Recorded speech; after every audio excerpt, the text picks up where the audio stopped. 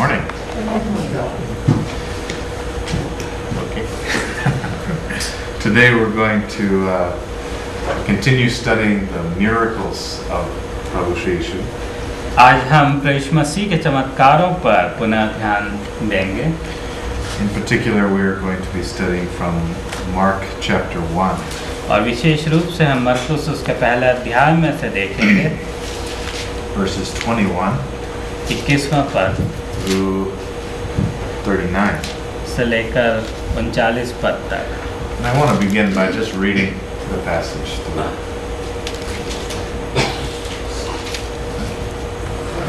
I'm going to read section by section.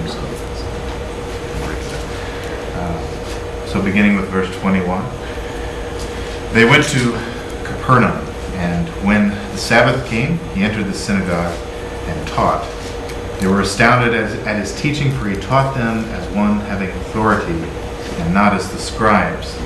Just then there was in their synagogue a man with an unclean spirit, and he cried out, "What have you to do with us, Jesus of Nazareth? Have you come to destroy us?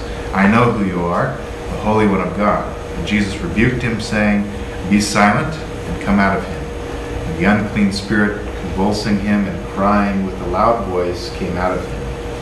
They were all amazed, and they kept on asking one another, "What is this? A new teaching with authority. He commands even the unclean spirits, and they obey him." At once his fame began to spread throughout the surrounding region of Galilee.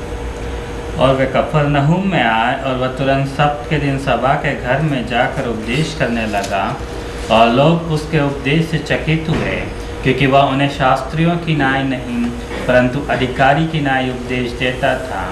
और उसी समय उनकी सभा के घर में एक मनुष्य था जिसमें एक अशुद्ध आत्मा थी.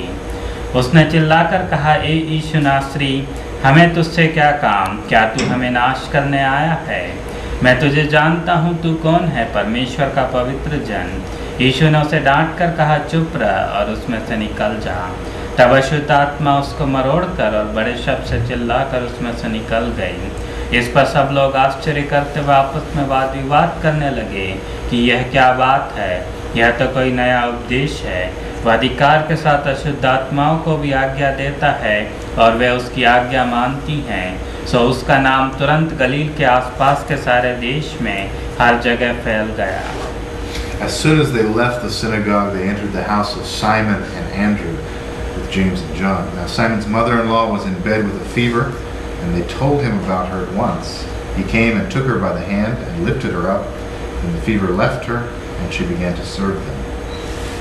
और वह तुरंत आराधनालय में से निकलकर याकूब और यूहन्ना के साथ शमौन और अंद्रियास के घर आया.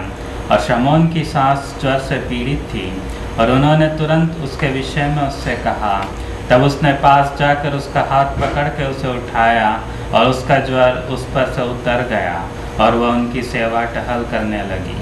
That evening at sundown they brought to him all who were sick or possessed with demons, and the whole city was gathered around the door. And he cured many who were sick with various diseases, and cast out many demons, and he would not permit the demons to speak, because they knew him.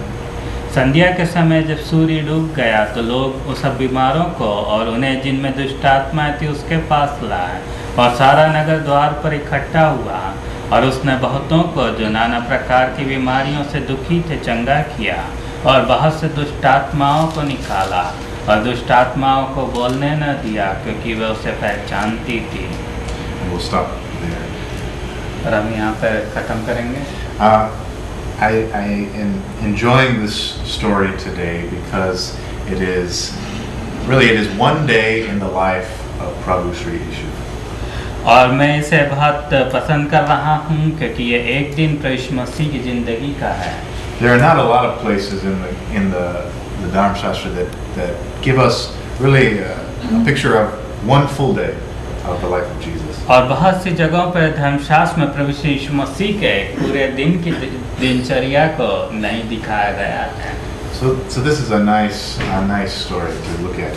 और यह बहुत अच्छी कहानी है देखने के लिए.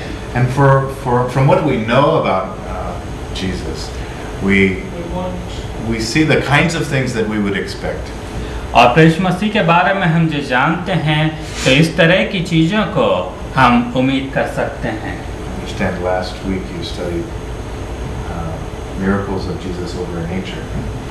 और पिछले हफ्ते हमने प्रभु मसीह के प्रकृति के ऊपर चमत्कारों पर विचार किया था। Walking on water, calming the storm, water into wine, these kinds of things. पानी के ऊपर चलना और तूफान को शांत करना और पानी को द्राक्षरस में बदल देना।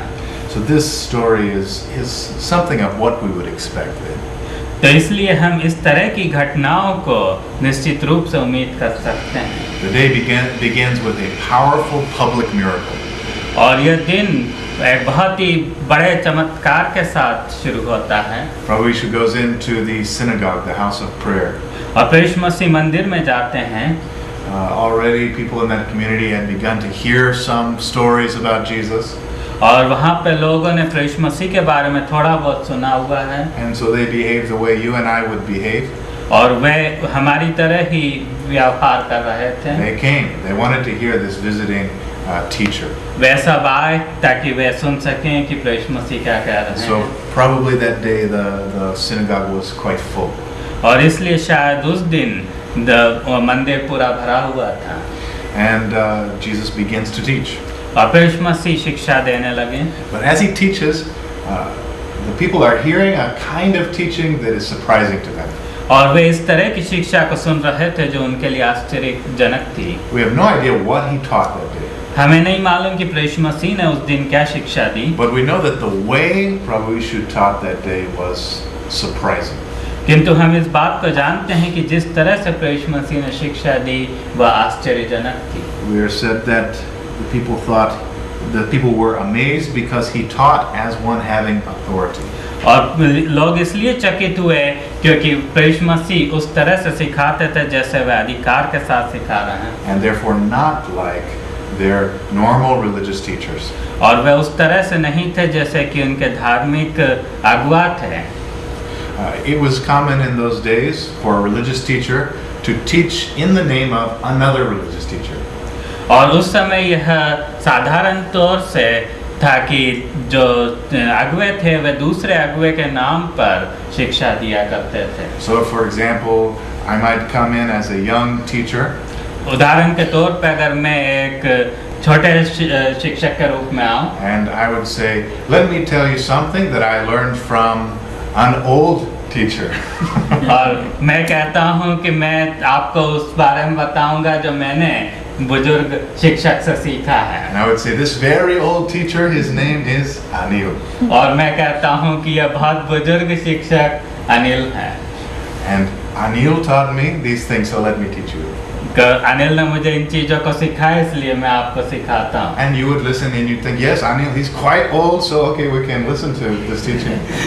तो आप सोच सकते हैं कि अनिल बहुत बुजुर्ग है इसलिए हाँ उनकी शिक्षा पर भरोसा किया जा सकता है। Now, if you already were a very old teacher, when you taught, you would teach in the name of somebody that died before you.